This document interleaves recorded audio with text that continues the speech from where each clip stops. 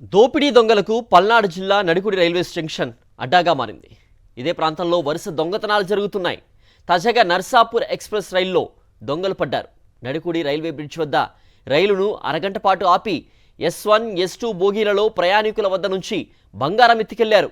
ఈ ఘటన ఈ నెల 25న తెల్లవారుజామున 3 గంటల సమయంలో జరిగింది. పలువురు నుంచి బంగారం, నగదు ఎత్తుకెళ్లగా శ్రీదేవి అనే మహిళ పోలీసులకు ఫిర్యాదు చేసింది. దోపిడీ దొంగలు తన వద్ద నుంచి 50 గ్రాముల బంగారం అపహరించారని పోలీసులకు తెలిపింది.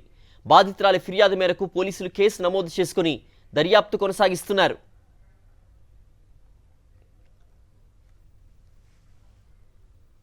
దోపిడీ దొంగలకు పల్నాడు జిల్లా నడికుడి రైల్వే స్టేషన్ అడ్డాగా మారింది. ఇదే ప్రాంతంలో వరుస దొంగతనాలు జరుగుతున్నాయి. తాజాగా నర్సాపూర్ ఎక్స్ప్రెస్ రైల్లో దొంగలు పడ్డారు.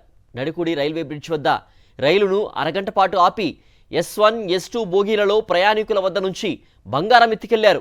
ఈ ఘటన ఈ నెల 25న తెల్లవారుజామున 3 గంటల సమయంలో జరిగింది. పలువురు నుంచి బంగారం, నగదు ఎత్తుకెళ్లగా శ్రీదేవి అనే మహిళ పోలీసులకు ఫిర్యాదు చేసింది. దోపిడీ దొంగలు తన వద్ద నుంచి 50 గ్రాముల బంగారం అపహరించారని పోలీసులకు తెలిపింది. బాధితురాలి ఫిర్యాదు మేరకు పోలీసులు కేసు నమోదు చేసుకుని దర్యాప్తు కొనసాగిస్తున్నారు.